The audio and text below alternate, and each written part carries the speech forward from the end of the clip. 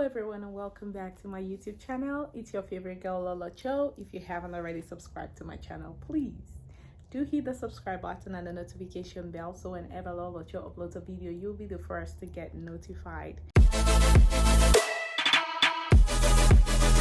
So today I feel a lot more lighter and I want to talk a little bit about my eldest sister who just passed on in the month of September.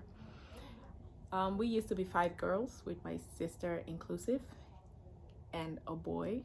Now we are down to 4 girls, and my eldest sister used to be the healthiest of us all.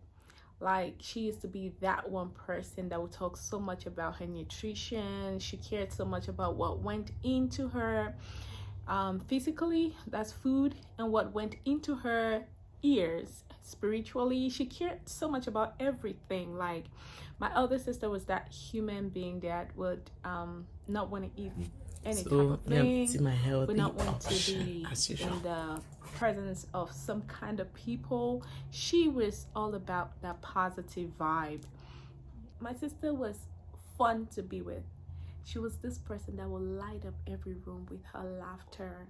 She would light up every party with her dancing. She would be, in fact, you can go somewhere and not notice Gilberline. Like, how come?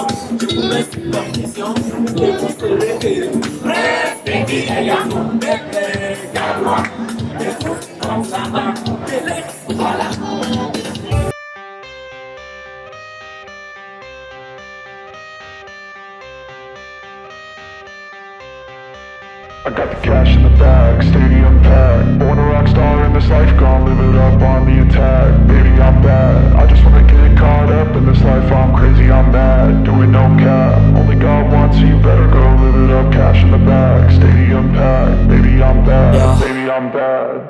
I just wanna stay bad, stay mad. Chip on my shoulder cause they treat me like an outcast. I ain't gonna take that, stay back. I'll be swinging hard till the hits come in all caps. I ain't gonna lay back, pray that someone's gonna help me. Ain't nobody like a human with so much life in her, so much beauty in her, so much sense, so much humor. Like, she was that person that when you go to with your problems, she's always like having a solution or ready to make you laugh it away. That was my sister. In the family, she was that person that would work out a lot. Gilberline would run, Gilberline would dance, Gilberline would do everything just to keep fit. And in the family group, she will be that person that will come in and giving all sorts of information about health and diet and fitness and what you can do if you cannot do it and blah blah blah. Yeah, and you know, she would be that one person that will always talk about when she's 80 years old, when she is 85 and yada yada yada. She would say all those nice things. And you know, she was keeping fit, she was doing all of that. So why would she leave 80 years if you were doing all the good stuff? But that's not how it works in God's kingdom, right? We're learning on this journey, and it only gets better as we age.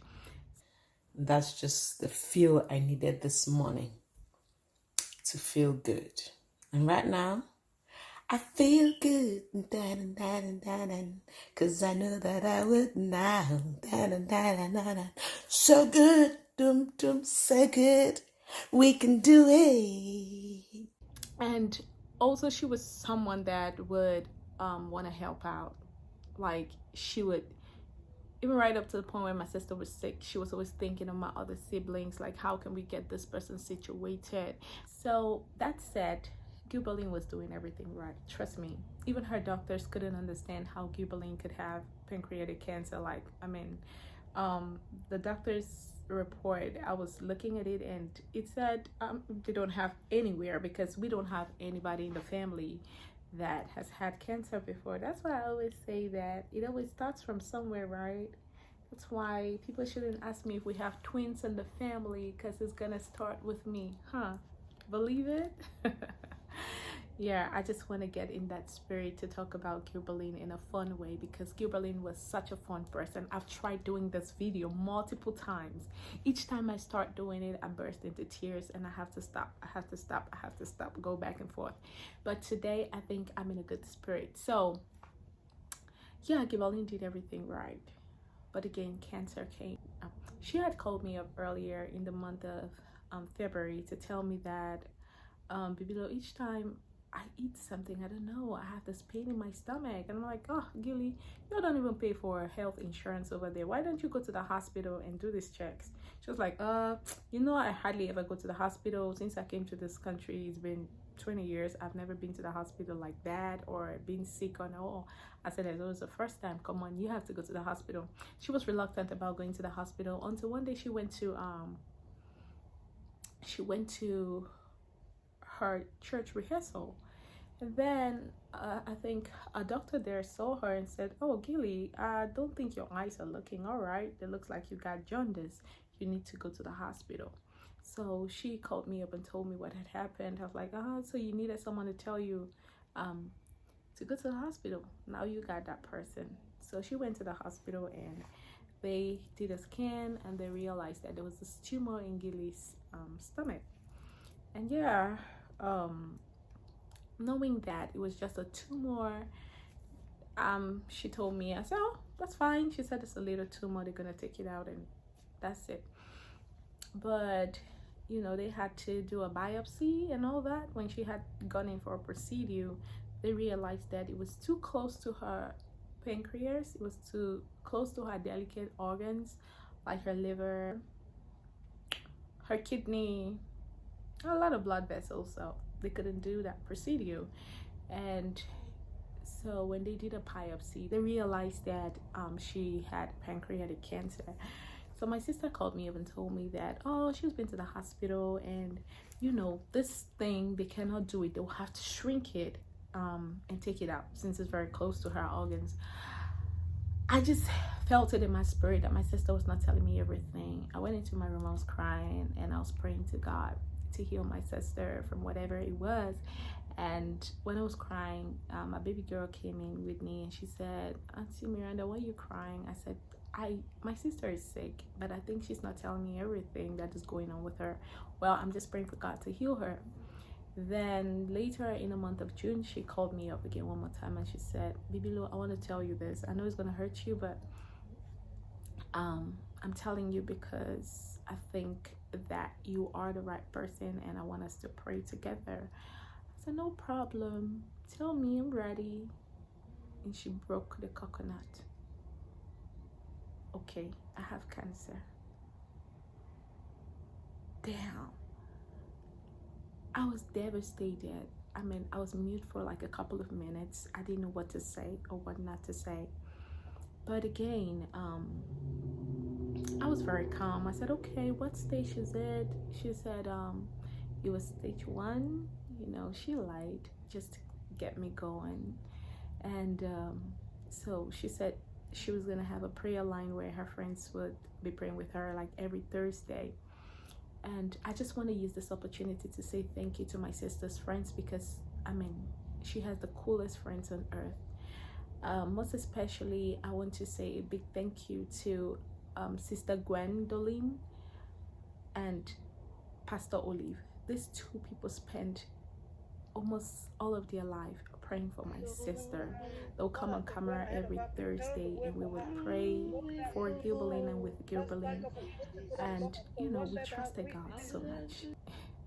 My God, we trusted God so much. Like I mean, I never saw my sister dying, even though God was revealing it to me in so many ways, but I kept on pushing it to the side and saying, God, you cannot do this. Hell no, you can't do this to me. You will not do this to me. And I know that you shall not do this to me, because you are God. You're the all-knowing and all-powerful God. Is anything too hard for you to do? Come on, you just my sister. And I was like, when my sister told me that, and she told me it was pancreatic cancer, then I went online to do this research, and I was looking at several things, how this works, and I realized that this is one of the most dangerous cancer that is on earth. Like, the survival rate is 2%. I was like, 2%? Oh God, well, you're bigger than that. We work with the 2%, and I know you are definitely gonna do something. In that spirit, I always felt like, oh, my sister's not going anywhere. Plus, I want to tell you that my sister was the most positive person I've ever seen, who is going to die or about to die. Going down. He's taking me, yes, as the selfie that you want to see of all the things that are happening in selfie. Trust me, my sister never ever told us that they've given her so much time to leave, as much as a few months. My sister never told us that she was sick. She never ever called us to say, oh, I'm in pain or anything like that. No, she never ever. My sister lived her life like, when her hair was falling off, she would just say, oh my God, while I was talking to Belky today, I was touching my hair and my hair started falling off. It's real, guys. We believe it's real. Today, I was just talking with Becky on the phone, and whilst we were talking, I just kept on touching my hair and touching my hair and touching my hair.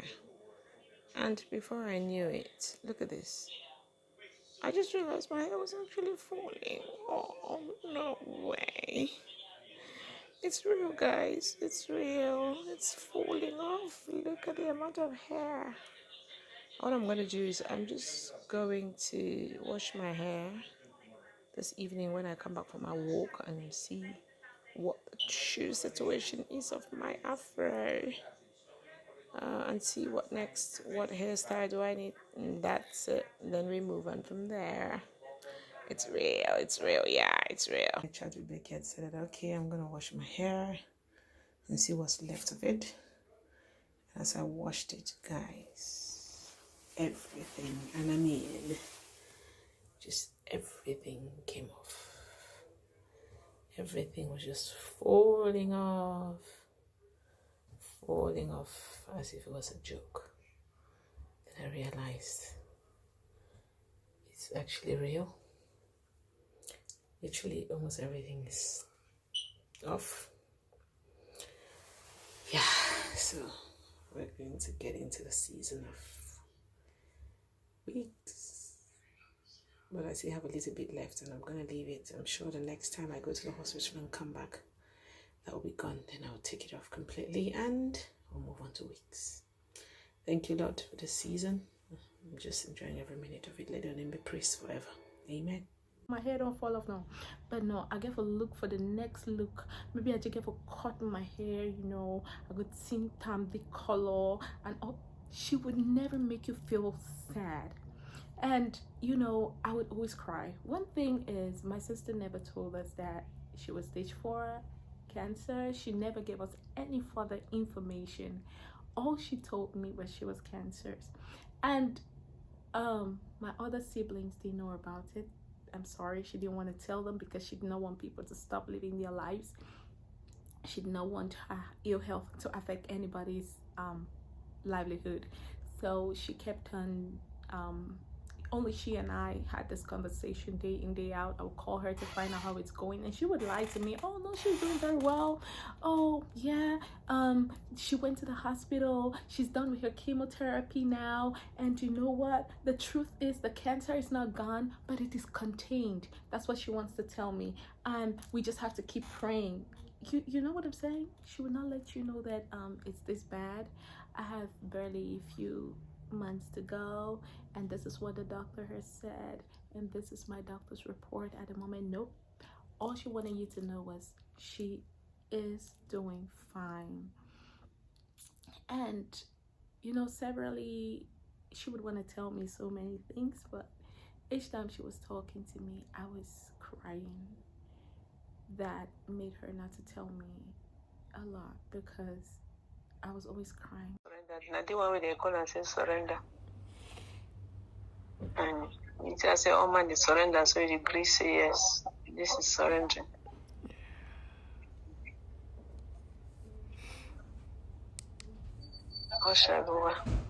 Amen. God is in control and He's in full control. Amen. And there's none beside Him, none beside Him. There's no other like Him. Mm.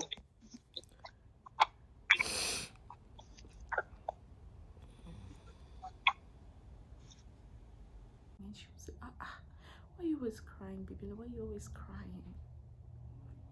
And I was just crying, thinking, what if this happens? Like, I don't know where I'm gonna keep myself if my sister dies. Like, I love this girl. She was my friend. She was like someone that, you have several friends, but there are those ones that you see something funny and you send it to them, then you call them up for you all to talk about it and criticize or laugh or say, oh my god, this thing is so good that has happened to this person, or make jokes about a lot of things. She was that person to me. Gilberline and I, with not age difference, never ever meant a thing. Like, age was just like, she was my friend. We were so cool together. And her journey was so unique, because what I want to tell you is that my sister is dead. She lived her full life, because she always told me on the phone, Bibilo, see, devil na bastard. If I live, I win. If I die, I win. Either ways, I win. My sister was in a position that if someone said anything, she would come to me and ask me, Bibilo, this thing this person has said, is this person related to any kind of traditional kind of thing? Because you know my stance. My sister was all about God. And she was so positive to the point that my elder brother went to the UK while she was sick. Even in the midst of all of that, my brother left like on Sunday and my sister passed on Monday. He never knew my sister was going to pass on, because of her positivity, because of how she carried her ailment. She was never like, my sister was never sad. She never cried. There was never a day I called her up on the phone and she was like, oh, I'm in pain. Oh, no. If she's in pain, I guess she'll never take your call. So this one time she went to the hospital. That was in August. And my niece called me, my sister's daughter. She called me to say, oh, Auntie Bibilo, right now, this is what is going on. They've given her a few weeks to leave. That's the first time I heard that my sister had such a time to leave, because she's always made us understand that she was doing fine, and thank God has been faithful. Yeah, she cannot go through this surgery because of one thing or the other, but she is so fine. So this is just one of the parts of my sister's life that I want to put out here. I just want you all to see how she went through this journey. I want you all to know that it doesn't matter how difficult it is, God is in that journey. Even if God has taken her, it doesn't mean that God is not good. I mean, when I was praying, I was like, God, you said if we have, just faith as small as that of a mustard seed, we can move mountains. Gilberline's faith was as huge as a mountain, but something as small as cancer, as a mustard seed, spread all through her organs and took her away. I want to tell you, we spoke with my sister right up to her last days. She was dancing. Oh my God. And I just want to share this part, and then some other time I'm going to share some other part about my sister. But for now, I want to let you know that regardless of what you are going through, God is with you. God is good. He has not abandoned you, and He will never abandon you, even if your mother does. Trust me that God will never. My sister is gone, but God is still with us. Every day, He's working in us, bringing out the best in us. I don't know what I can say or not say about my sister, but cancer did not beat her. Cancer did not kill my sister. That's not how cancer kills. Because usually when I look at how cancer deals with people, they are either very sick in bed, crying every day, pain and all whatnot. No, my sister lived her happy life. She was never in the hospital sick. She was with us, talking, singing, even dancing a few days to her passing on. So my sister lived a beautiful life, and I want you to know that regardless, God is God. God is God. He did it for a purpose. And you know, we are only on transition here, and there's so many tasks that we have to accomplish before we get on the other side. Make sure you don't take that project that is in you away. Make sure you release it. Make sure you do the will of God before you transition. Gilberline played her part. My dad only lived 36 years, but the impact that he did in his community is still speaking for him till date. My sister only lived 46 years. Guess what? Gilberline has impacted more than enough lives, not just in one country, but in several countries that she's been to, and the countless people that she has met. My mom died at the age of 64. I want to tell you, communities talk about my mother because of what she carried in her. My mother was beauty from within. So when that situation happens, I don't want you to look at it like the worst thing that has ever happened to you or the worst thing that will ever happen, because God has a purpose. Trust in God. There are going to be several other videos. I've done so many clips of this, but it has never made it here because of tears and all whatnot. But guess what? Gilberline lives on. Gilberline was someone who supported me with everything that she had. It doesn't matter if I was crazy or anything like that. She would support even my craziness. And I loved this girl. Man, Gilberline. Man. I never felt this kind of pain before. Something touched me. Something touched the core of my heart. Like the inner core. I felt like, what am I living for? Let me die. You know, but God. Thank you for watching this video, and I'm gonna release more of this, but for now it's becoming a little bit difficult for me to talk about this whole thing,